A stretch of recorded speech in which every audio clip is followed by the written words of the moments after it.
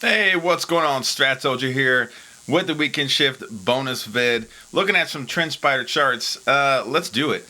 Not a lot going on out there. It was a short week, but it was a good short week. Um, I was expecting everything to go to the lows. Everybody was okay. Everybody was expecting this thing to go outside week to the downside. You got a little bit of downside on the days. But now you have a Momo Hammer for next week. All right, goes in force above $400.23, and we need to get to 410. That's the magnitude. Why is that important? That's important because that gets us two up on the month in the SPY.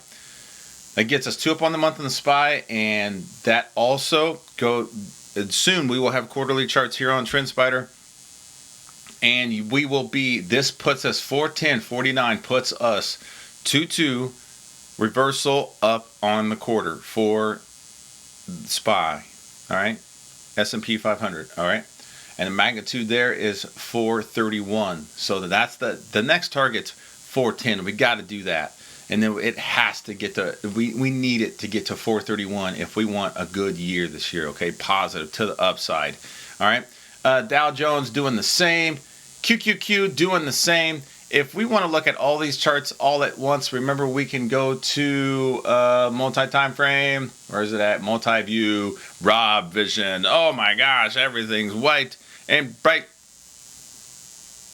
Ooh, yeah, look at that. We got all our charts right here. We got SPY, Diamonds, QQQ, XLK, XLU, XLE, Labu, XLV, XRT, and TAN. All right. Solars, and then XLP. My head's in front of XLP. But it's all switched right now to the weekly charts, and you can see Dow Jones having a very hard time right now. QQQ and SPY both have hammers for next week. All right, we want to see, are they going to keep buying? Okay, we want to see, are they going to keep buying? QQQ has to get to 296. 296. All right? It has to. You can draw an upward channel on this if you want and say, there's going to be, or downward channel, downward trend line, and say there could be a possible breakout here, or it's going to keep riding this trend line to the upside. That's fine. I don't care.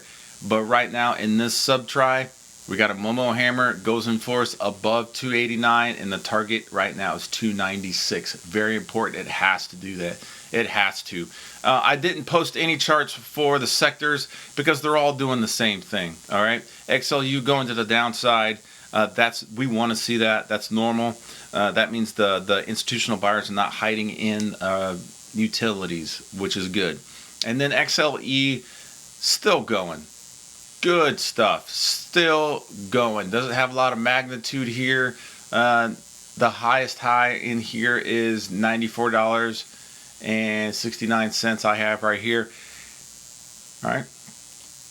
What I like doing is let's go to, let's just go to energies. Let's go to energies.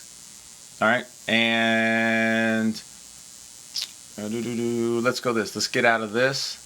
Go back up in here, switch workspaces to the regular one. Default, all right? Nope, that's mobile. Wrong one. That's the mobile one. Let's go back to, you can see how we're switching workspaces here. Default. All right, there's our default. What I like to do right now is, okay, here's QQQ. What's it actually doing on the weeks? All right. And then what I have been doing is switching this chart to a line chart. This shows me price and time. It's a good, and then right here, you click on the line and you can, where's it at? Are they gonna let me do it? Oh, settings, I'm sorry. Click on the widget. Click on the widget and you can price source. All right, the open or the close. We always look at the open, but I understand that at the end of the week, we want to look at the close. What's it actually doing? Some people get really confused with the scenarios. I don't know if this thing is really going to the highs or really going to the lows. This line chart is very easy way to look at what the price is actually doing based on price and time only. And we love looking at price and time, right? All right. It has nothing to do with the scenarios. It has nothing to do with time frame continuity. I know. But you can look at the broadening formation. You can see what the price is actually doing right now. It's a little bit, I would say, just a little bit higher than the middle. Just a little bit higher than the middle. All right. But we are slowly moving to the upside in QQQ.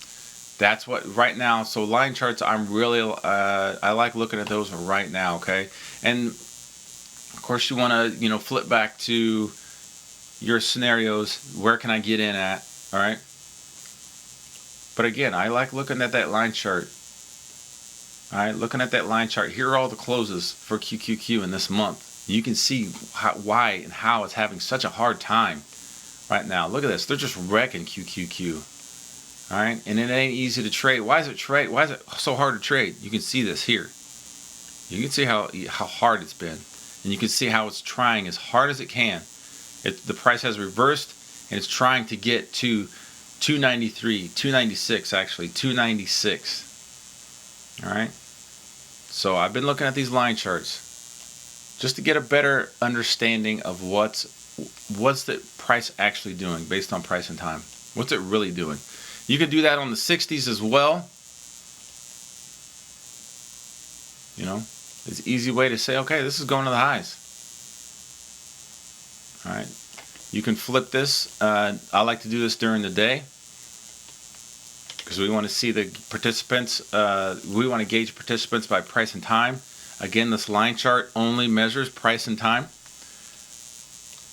Look at that. Nice broadening formation you got there. All right, working its way, working so hard, and you can see it's not a straight line as well. Price does not move in a straight line, but daggone it, price moves in a series of broadening formations, and it's doing everything it can to get to 283. That's what the buyers are trying to get to. Okay, all right. So line charts, you know what I mean? It's a good gauge, quick gauge to see what's happening. Then you flip back to your scenarios. Now you're looking at time frame continuity. Now you're looking at the actionable signals.